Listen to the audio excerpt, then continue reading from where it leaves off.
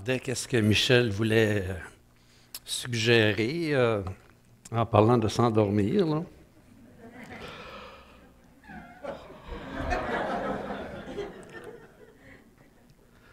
Alors, ça me fait plaisir d'être encore avec vous ce matin pour effectivement, enfin, ça va faire un an là, bientôt qu'on a commencé cette série avec vous.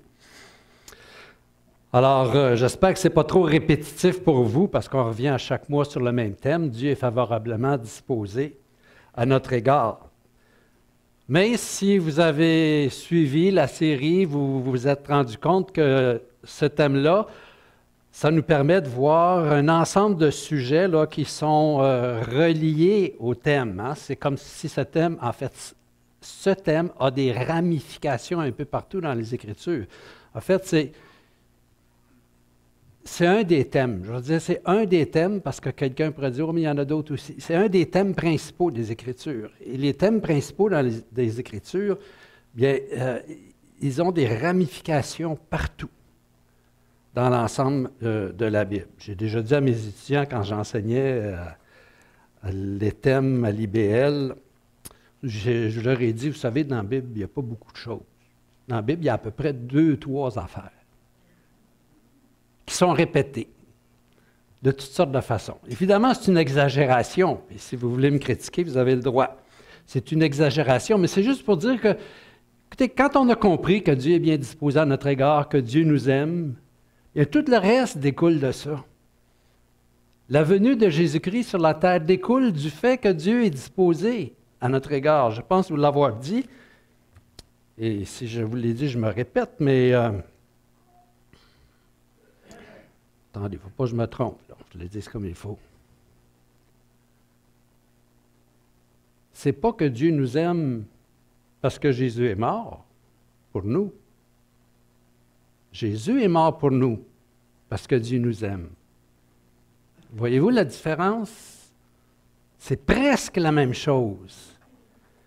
J'ai déjà entendu quelqu'un dire « Dieu ne nous aime pas ».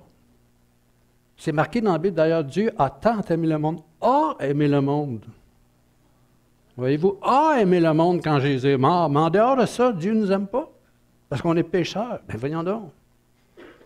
Il n'a pas lu la même Bible que moi, là. Il faudrait aller voir André pour avoir sa Bible, là. Je ne sais pas ce qu'elle est rendue, là, mais oui, pour avoir la Bible. Ah, enfin, ceci étant dit, Dieu est favorablement disposé à notre égard. C'est un des thèmes principaux des Écritures. Il y a beaucoup de choses dans la Bible qui découlent de ça.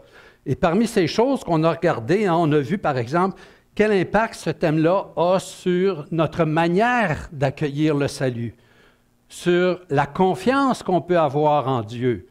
Ce thème-là a une influence sur pour nous aider à comprendre la délivrance que Dieu nous accorde. À un moment donné, on a parlé des doutes de Jean-Baptiste et comment Jésus a répondu à ces doutes-là. Bien, ce thème qu'on a regardé a une influence, un impact sur la façon dont Dieu traite nos doutes, sur la façon dont nous traitons les autres personnes. Et aussi, ça a eu un impact dans la vie de Jésus sur sa fidélité indéfectible à l'égard de Dieu et de la mission qu'il avait à réaliser. Alors, tout ça, ce sont des thèmes qui sont influencés par ce thème principal, que Dieu est bien disposé à notre égard. Et ce matin, on va parler des signes extérieurs de la piété, essentiellement pour montrer deux choses. D'abord, que ces signes sont des moyens pour exprimer notre amour pour Dieu et notre amour pour le prochain. Et deuxièmement, bien que nous, nous, les êtres humains, nous avons tendance à faire des signes extérieurs de la piété, d'en faire le centre de notre relation avec Dieu, plutôt que l'expression de notre relation avec Dieu. Alors, c'est ce qu'on va essayer de regarder ce matin. Et là, vous allez m'excuser, je vais descendre en bas. Je vais aller chercher mon petit appareil qui humidifie le fond de ma gorge. Alors, on va commencer par quelques définitions. La première définition, c'est Qu'est-ce qu'on entend par signe extérieur de la piété? D'abord, la piété. Dans le Nouveau Testament, le terme qui est utilisé pour parler de la piété, on voit ça, ce terme-là, piété, apparaît à quelques reprises dans le Nouveau Testament. À l'époque, en fait, à l'origine, ce terme-là désignait ou signifiait respect, révérence. Avoir du respect pour, avoir de la révérence pour quelqu'un. Dans le Nouveau Testament, les auteurs du Nouveau Testament ont utilisé ce terme-là pour parler, évidemment, du respect et de la révérence que l'on devait à Dieu. Donc, ce terme-là, dans le Nouveau Testament, désigne généralement une manière de vivre au quotidien qui respecte et honore Dieu.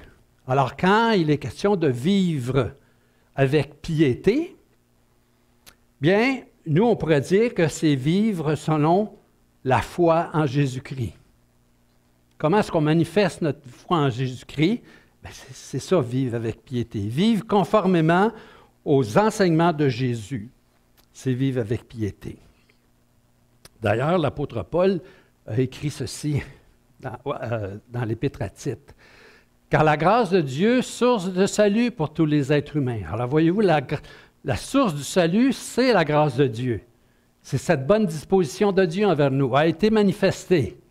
Elle nous enseigne à renoncer à l'impiété, aux convoitises mondaines et à vivre dans le monde présent ou dans le siècle présent selon la sagesse, la justice et la piété. Alors, c'est la grâce de Dieu qui est la source du salut, mais cette grâce-là, elle a un impact dans notre vie. Elle nous montre, elle nous invite, elle nous enseigne à vivre selon ce qui est conforme à la foi en Jésus-Christ. Alors ça, c'est pour la piété. Maintenant, les signes extérieurs, parce qu'on va parler des signes extérieurs de la piété. Qu'est-ce qu'un signe? Bien, un signe, c'est quelque chose que l'on perçoit, c'est quelque chose qu'on voit. Et qui témoigne de l'existence d'une autre chose qu'on ne voit pas dans l'immédiat. Alors, un signe, c'est quelque chose qui représente quelque chose. Quand vous voyez le signe, vous pensez à cette chose-là. Par exemple, au Québec, on est habitué de voir des signes, n'est-ce pas? Quand vous voyez ça sur la route, ce sont des signes qui vous disent, bien, habituellement, c'est marqué 15 km ou 100 km ou 50 prochaine halte routière. Puis là, on sait qu'il y aura des toilettes, on sait qu'il y aura une cantine, qu'il y a de l'eau à boire, qu'il y aura des téléphones. Si vous avez une voiture électrique ou hybride, vous pourrez la brancher. Il y a même du Wi-Fi, c'est ça. Comme ça, vous n'êtes pas obligé de texter au volant. Parce qu'il y a des haltes. Tout ça. Alors, voyez-vous, vous êtes à 50 km, vous ne voyez rien de ça, mais il y a des signes sur le côté de la route qui vous disent « ça s'en vient ». Donc, ce matin, quand on parle des signes ou d'un signe de la piété, on va parler de quelque chose de très visible ou audible, des paroles, des actions, des gestes, des cérémonies, qui manifestent quelque chose d'intérieur qu'on ne voit pas, c'est-à-dire notre foi en Jésus-Christ. La foi en Jésus-Christ, là, si j'en parle pas, si je fais rien, personne ne peut le savoir. Alors, il faut, en fait, les signes extérieurs de la piété servent à extérioriser notre foi en Jésus-Christ. En sociologie des religions, on appelle ces signes-là des pratiques. Hein, on étudie les religions en sociologie des religions, puis là, on dit les religions ont des croyances, mais ont des pratiques. On fait la différence habituellement en sociologie des religions entre la théorie et la pratique. La théorie, c'est ce que les personnes ont dans la tête. Il y a un système de croyance. Dieu existe. Jésus-Christ est mort pour nous. Ça, c'est ce qu'on croit. C'est dans notre tête. Puis ils vont appeler ça l'aspect théorique, l'aspect symbolique, des fois, on va dire, de la foi. Alors que la pratique, comme on vient de le dire, c'est ce que les gens vont faire dans la vie concrète pour manifester ce qu'ils croient dans leur pensée, dans leur tête. Ça va jusque-là? Merci, Micheline. Je compte sur Micheline pour qu'elle me donne le pouls de... Donc, les pratiques, ce sont des activités ou des paroles, des gestes, dont le but est d'appliquer ce que l'on pense ou de manifester ce que l'on pense dans notre vie concrète. J'irais même jusqu'à vous poser la question, avez-vous des exemples? Quand je parle, là, vous devez avoir des idées de quoi je parle quand on parle de pratique, de ce que vous croyez, c'est-à-dire pratiques qui vous permettent de manifester ce que vous croyez. Savez-vous de quoi je parle déjà? Il y en a qui disent, je pense que oui, là. Je vous ai dit, mon épouse a dit, je ne réponds jamais à tes questions. C'est des questions. Il n'y a pas de piège, là. Il n'y a pas de piège. Regardez, c'est très simple. Il y a la théorie, ce qu'on croit, puis il y a les pratiques. Ce que nous pratiquons, ou ce que j'ai appelé ce matin, les signes de la piété. Par exemple, la Bible est la parole de Dieu. Quelle est une pratique qui nous permet de manifester cette croyance que nous avons que la Bible est la parole de Dieu? Dans votre vie. Pardon? Ben oui, aussi simple que ça. André nous a dit qu'elle méditait, hein? Elle méditait. Alors c'est ça. La lecture, l'étude, la méditation de la Bible.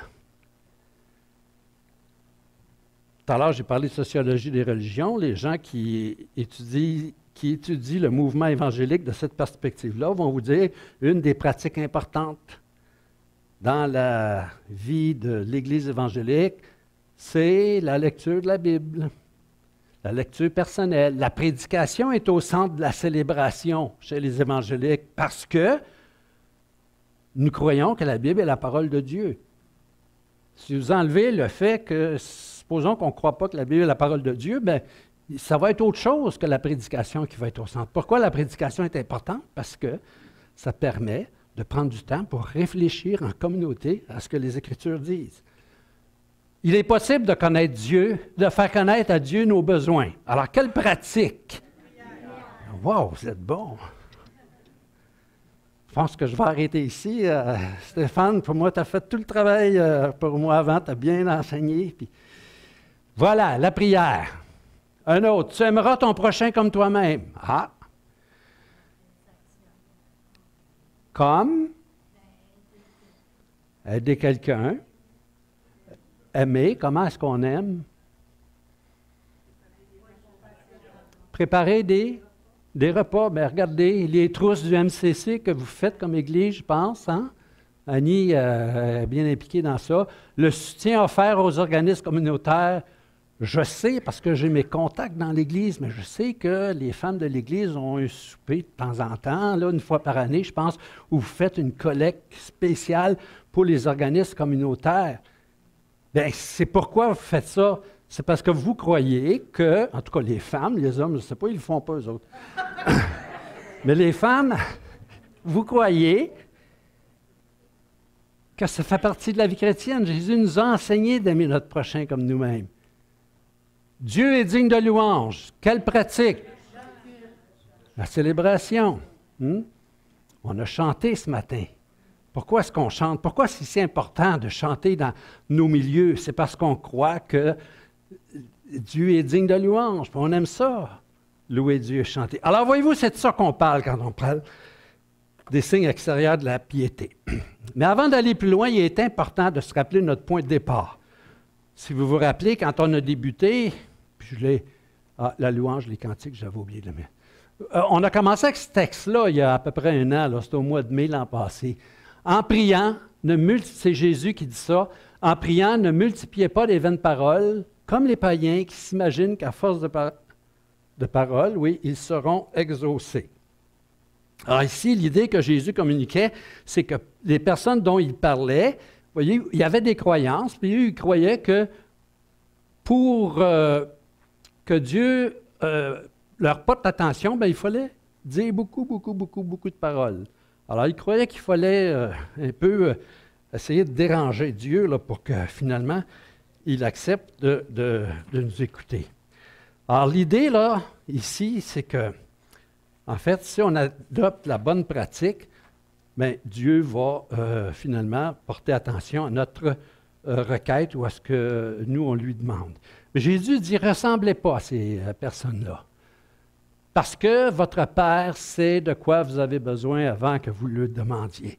Alors pour Jésus, il dit, c'est pas nécessaire de faire ces multitudes de paroles-là, parce que Dieu sait, Dieu y est bien disposé à votre égard, il sait de quoi vous avez besoin avant que vous le lui demandiez. Dieu n'a pas besoin d'être convaincu qu'il devrait s'intéresser à nous, parce qu'il est bien disposé envers nous. Donc, la question sous-jacente ce matin, c'est la suivante. Puisque Dieu est bien disposé envers nous, quel sera l'impact de ce principe-là sur mes pratiques, sur nos pratiques, c'est-à-dire sur les signes extérieurs de la piété? Ou, dit autrement, quelle place doit-on accorder à nos pratiques? À la prière, à la lecture de la Bible, à la célébration, à la présence au culte, à l'offrande, aux œuvres de charité que l'on pratique. Quelle importance accorder à ça? Si je soulève la question de la pratique des œuvres de piété, c'est que parfois, parenthèse, souvent, point d'interrogation, fermez la parenthèse, c'est que parfois nous vivons une certaine ambiguïté à ce sujet-là. Les êtres humains, nous avons tendance à transformer des pratiques légitimes en des règles qui deviennent des obligations à accomplir pour capter l'attention de Dieu, pour que Dieu s'intéresse à nous, pour capter sa faveur. C'est ça qu'on appelle l'institutionnalisation d'une pratique. C'est-à-dire qu'avec le temps, nous, les êtres humains, là, on a tendance à faire de nos pratiques des choses telles qu'elles s'éloignent du sens premier pour lequel elles ont été conçues. Et ces pratiques acquièrent un sens, ou un sens propre qui se substitue à l'intention originale. Je vous donne un exemple. Nous croyons que la Bible est la révélation de Dieu, la parole de Dieu.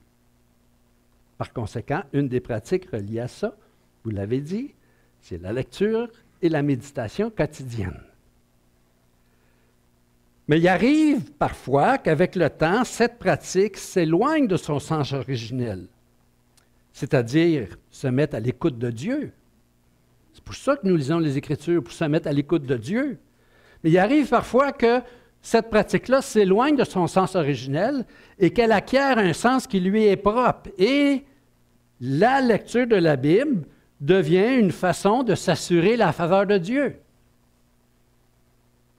Il faut que je lise ma Bible. Dieu va m'aimer si je lis ma Bible. Et on pourrait faire ça avec toutes sortes de choses aussi. Là. Tu sais, je vais aller à l'église, c'est dimanche. Parce que si je vais à l'église, Dieu va dire « Ah, que c'est un bon chrétien. » Vous savez ce que c'est qu'un bon chrétien, hein, en passant, je vous l'ai déjà dit? Bon, bien, en arrivant chez vous, là, si vous avez du Chanel Larousse, allez à bon chrétien. C'est marqué « variété de grosses poires ». Non, mais c'est ça. Vous allez sur Internet, faites ça, bon chrétien, ils vont vous le sortir, variété de grosses poires. Alors, si vous voulez insulter quelqu'un sans qu'elle soit trop fâchée, la personne dit « Hey, t'es donc un bon chrétien. » Voilà ce qui est dit. Donc, il y a des pratiques comme ça qui prennent un sens autre, puis on essaie de gagner la faveur. Je vous ai donné l'exemple de Dieu avec ces pratiques-là. Je vous ai donné l'exemple d'une personne qui un jour m'a dit « Ah, Jean, hier, ma journée, ça n'a pas bien été. » Ça, c'était un dimanche. Samedi, ça n'avait pas bien été.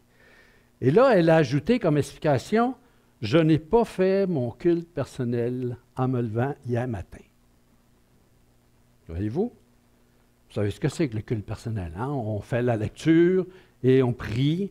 Quand quelque part dans la journée. Là, elle, c'était le matin. Cette personne-là, c'était le matin. Voyez-vous, cette personne-là, en tout cas pour cette personne-là, la lecture matinale des Écritures et la prière avait perdu ou était en voie de perdre sa signification originelle. La signification originelle, pourquoi lire la Bible? Bien, pour apprendre à connaître Dieu. Pourquoi prier? Pour faire connaître à Dieu notre admiration, notre louange, notre révérence, nos besoins, notre besoin de lui, notre confession, etc. Mais ça, c'est en train de prendre une autre signification dans la vie de cette personne-là. Et cette personne-là s'était dit, « Oh, ça a été mal hier. » Ça, c'est après coup qu'on dit ça. Je sais pourquoi ça a été mal. Je n'ai pas lu ma Bible ce matin, ou hier matin. Je n'ai pas fait ma prière hier matin. En d'autres termes, elle se dit que si elle ne lit pas sa Bible, ben, elle ne sera pas bénie de Dieu. C'est devenu une obligation, ou c'est en train de devenir une obligation, un devoir religieux. Quand je parle ainsi, des fois, il y en a qui me disent qu'ils n'aiment pas ça parce qu'ils disent « Ouais, mais si tu dis ça, là, il y en a qui vont arrêter de lire la Bible, ils vont arrêter de prier. Ils vont se sentir soulagés que tu as dit ça. » Tu sais? Ben, c'est parce qu'ils ont déjà fait de cette pratique-là un devoir religieux. Ce qui peut paraître anodin ici, là, hein? Dans le fond, ce n'est pas si grave que la personne elle a pensé qu'il y avait un lien entre sa lecture matinale et puis la bénédiction de Dieu.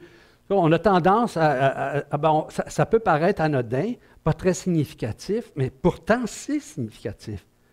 Parce que dans ce cas-là dont on vient de parler, la lecture et la prière sont en train de devenir des pratiques dans la vie de cette personne pour s'assurer que Dieu va la bénir. Je vais donner l'offrande. Je vais aller à l'église dimanche. Je vais prier tous les matins. Je vais me lever à 5 heures, puis je vais prier, puis je vais lire ma Bible, puis je vais donner temps à des œuvres de bienfaisance. Tout ça dans le but d'acquérir, gagner la faveur de Dieu. Alors, dans le cas l'exemple que je vous ai donné, la lecture de la Bible et la prière jouent exactement le même rôle que les longues prières dans l'exemple que Jésus a donné. Rappelez-vous? Ne multipliez pas les vaines paroles comme les païens qui s'imaginent qu'à force de prière, ils seront exaucés. Bien, cette personne-là, ce qu'elle est en train de faire, c'est qu'elle s'imaginait qu'à force de prière quotidienne le matin, Dieu allait l'exaucer. C'est le même rôle. En faisant cela, tout en voulant bien faire, cette personne est en train de rétablir un salut sur la base de ses mérites. Et nous, comme évangéliques, on a tendance à regarder ce changement comme quelque chose d'anodin à cause de l'importance qu'on accorde à la lecture de la Bible. On dit, ben, dans le fond, c'est quand même pas si grave parce qu'après tout, elle lit la Bible. C'est vrai. Mais n'oublions pas qu'en agissant ainsi, nous nous éloignons du principe fondamental de notre relation avec Dieu, sur lequel repose notre relation avec Dieu. Et ce principe fondamental sur lequel repose notre relation avec Dieu, c'est que Dieu est bien disposé envers nous. C'est là-dessus. Je ne dois pas compter que ça va être possible d'avoir la faveur de Dieu parce que j'ai fait telle et telle chose. Mais je sais que je peux avoir la faveur de Dieu parce que Dieu est bien disposé à mon égard. Au risque de trop généraliser, là, puis de me tromper, je dirais que nous faisons à peu près tous ce genre de choses dans nos vies, en tout cas, divers degrés. Puis peut-être pas vous, mais moi, là, j'ai tendance à faire ça. Je commence à me connaître un petit peu, là. Maintenant, dans l'exemple que je vous ai donné, là, si on reste cet exemple-là pour explorer d'autres idées, dans cet exemple-là, est-ce que la situation est tragique? Bien, je vous dirais, cette personne-là, en tout cas, je la connaissais, puis je vous dirais, dans son cas, la situation n'était pas tragique.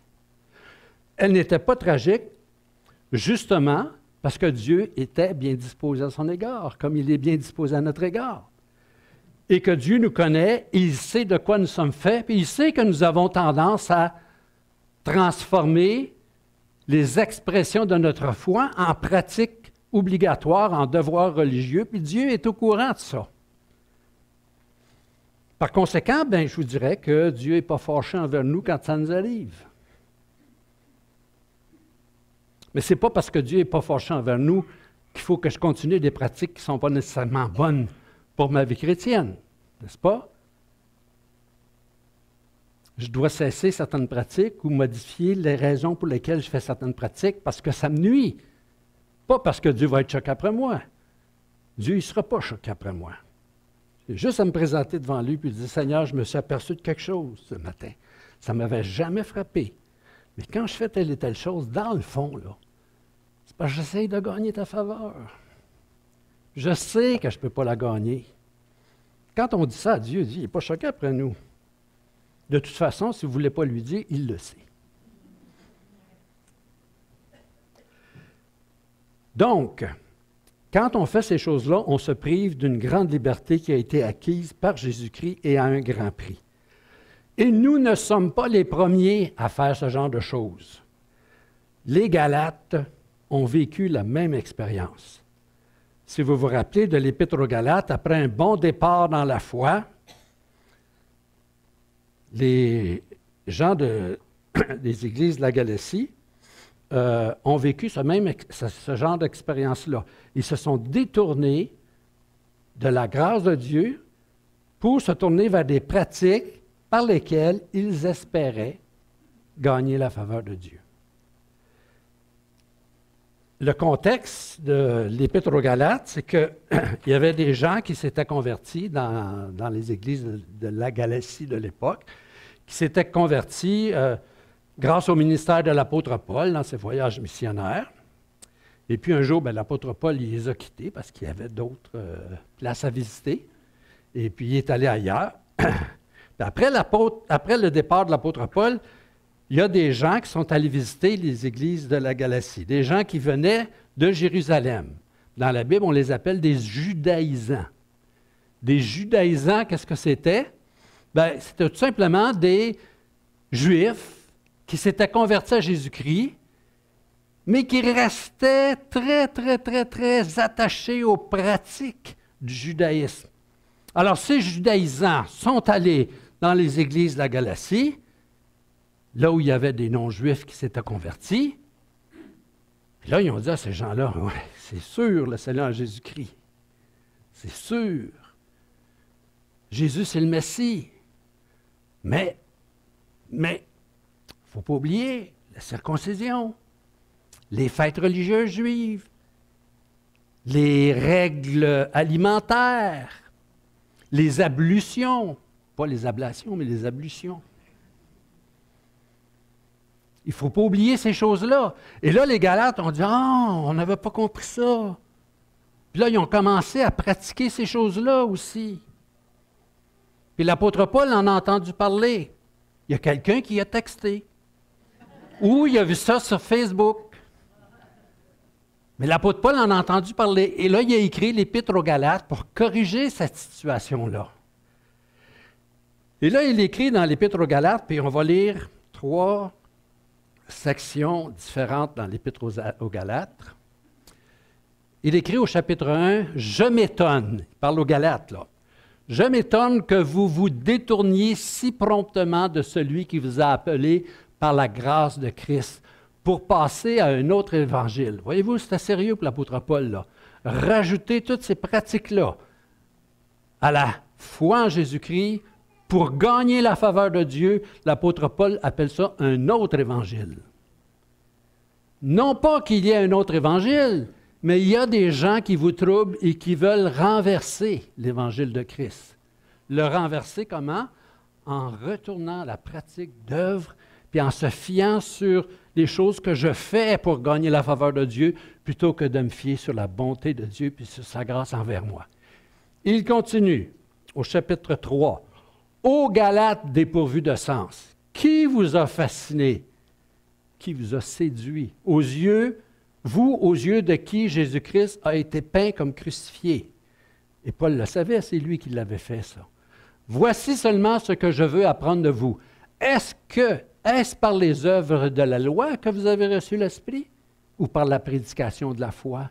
Voyez-vous, est-ce que c'est par ces pratiques de ces œuvres-là que vous avez reçu l'Esprit de Dieu ou est-ce que c'est par la prédication de la foi ou, si vous voulez, de la grâce de Dieu qui s'est manifestée en Jésus-Christ et qu'on acquiert par la foi? Êtes-vous tellement insensés, dépourvus de sens, après avoir commencé par l'Esprit, voulez-vous maintenant finir par la chair? Avez-vous tant souffert en vain, si toutefois c'est en vain? Celui qui vous accorde l'Esprit et qui opère des miracles en vous, le fait-il par les œuvres de la loi ou par la prédication de la foi? Voyez-vous, quand vous avez goûté au salut, puis obtenu le salut, puis que vous avez reçu l'Esprit de Dieu, est-ce que c'était à cause des œuvres que vous avez faites, puis Dieu a dit, mais Michel Mondeau, il est tellement fin, il est tellement gentil, il fait tellement des belles œuvres que je vais lui donner le Saint-Esprit. Non! Non, c'était par la prédication de la foi. Comme Abraham crut à Dieu et que cela lui fut imputé à justice, reconnaissez donc que ce sont ceux qui ont la foi, qui sont fils d'Abraham. Il continue plus loin. Je pense qu'on est rendu au chapitre 5, là. Oui, chapitre 5. C'est par la liberté que Christ nous a affranchis. C'est pour la liberté que Christ nous a affranchis. Demeurez fermes. Ne vous laissez pas mettre de nouveau sous le joug de la servitude. Parce que retourner à des pratiques comme ça pour gagner la faveur de Dieu, c'est se mettre sous le joug de la servitude. Si je ne fais pas ça, Dieu ne me bénira pas. Donc, je vais le faire. Voici, moi, Paul, je vous dis que si vous faites circoncire, Christ ne vous servira à rien. Et je proteste encore une fois à toute personne qui se fait circoncire qu'elle est tenue de pratiquer la loi entière. Alors, si vous voulez aller dans ce sens-là, dit l'apôtre Paul, puis respecter la circoncision, les fêtes, les pratiques alimentaires, puis les autres choses que j'ai nommées tout à l'heure, si vous voulez aller là, regardez là, c'est toute la loi qu'il faut pratiquer. Vous êtes séparés de Christ.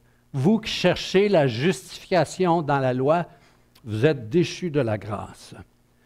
Pour nous, c'est de la foi que nous attendons par l'Esprit l'espérance de la justice. Car en Jésus-Christ, ni la circoncision ni l'incirconcision, c'est-à-dire les pratiques, n'ont de valeur, mais la foi qui est agissante par la charité. Vous courriez bien. Qui vous a arrêté pour vous empêcher d'obéir à la vérité? Cette influence ne vient pas de vous. Ne vient pas de celui qui vous appelle, etc. Voilà. Alors, ces paroles de l'apôtre Paul peuvent paraître dures, mais en réalité, Paul veut simplement ramener les Galates à leur décision initiale, celle de faire confiance à la bonne disposition de Dieu envers eux et de reposer leur foi et leur vie sur cette bonne disposition. Il veut que ces croyants prennent conscience qu'en rétablissant les pratiques qu'il a nommées pour essayer de s'assurer la faveur de Dieu, bien, ils se rendent à nouveau esclaves d'une nouvelle forme religieuse. Alors, quel impact ce que l'on vient de dire ou cet enseignement du Nouveau Testament peut avoir sur nos pratiques? Alors, dans notre contexte, nous pourrions parler du danger de transformer notre relation avec Jésus-Christ en une religion évangélique, c'est-à-dire en une religion qui a toute l'apparence de la foi évangélique, mais qui en réalité est constituée d'obligations que l'on se donne pour plaire à Dieu, ou pour gagner plutôt la faveur de Dieu. Nous ne sommes pas habitués, parce qu'il faut faire attention, des fois je me trompe, parce que oui, on peut plaire à Dieu. Puis oui, si je prie, ça plaît à Dieu. Oui, si je viens à l'Église puis que j'ai la communion avec mes frères et sœurs, ça plaît à Dieu. Oui, si je chante des louanges, ça plaît à Dieu. Mais ça ne me donne pas la faveur de Dieu. C'est par reconnaissance, c'est par joie que je fais ça. Alors, on n'est pas habitué de parler de rites ou de pratiques religieuses dans le milieu évangélique. On réserve souvent le terme rite ou pratique religieuse pour désigner des pratiques répétitives qu'on va retrouver chez les autres, là. Mais pas chez nous, les évangéliques, hein? C'est comme ça qu'on pense. Mais au sens sociologique, les rites, ce sont des pratiques qui sont répétées sur une base régulière. Les cérémonies communautaires. Venir à l'Église, d'un point de vue sociologique, venir à l'Église le dimanche, c'est un rite. C'est comme ça qu'un sociologue va appeler ça. Vous allez dire, non, ce n'est pas un rite. J'y vais par plaisir. J'y vais pour rencontrer les frères et sœurs, pour louer Dieu. Oui, mais d'un point de vue sociologique, c'est un rite. Les activités individuelles dont la pratique est répandue chez l'ensemble des adhérents à un groupe, on appelle ça des rites. Par exemple, si l'ensemble de l'Église ici dit c'est important de lire la Bible parce que c'est la parole de Dieu puis qu'on le fait régulièrement, bien, un sociologue va appeler ça un rite. Puis c'est correct de lire les Écritures. Bien, en fait, pas. Non, c'est pas correct. C'est bon de lire les Écritures parce que ça nous permet de connaître Dieu. Mais si je le fais pour gagner la faveur de Dieu, bien là, je passe à côté.